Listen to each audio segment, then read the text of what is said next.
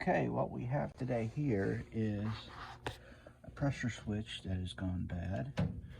We was out here last month, and if you go in there and you see that little light, it tells us the pressure switch is stuck open.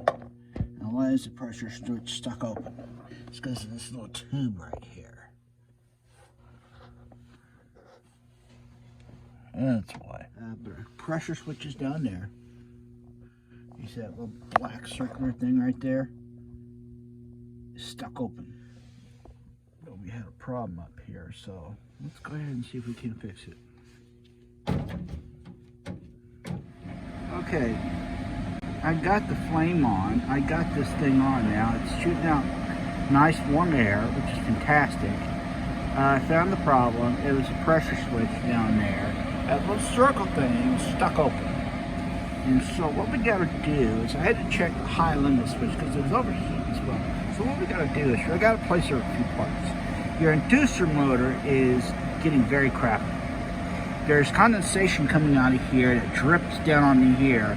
It shouldn't do that, but somehow it is. Anyways, it's a problem. Got to take care of it. It's just kind of how it goes up here in these environments when it's very cold and snowy.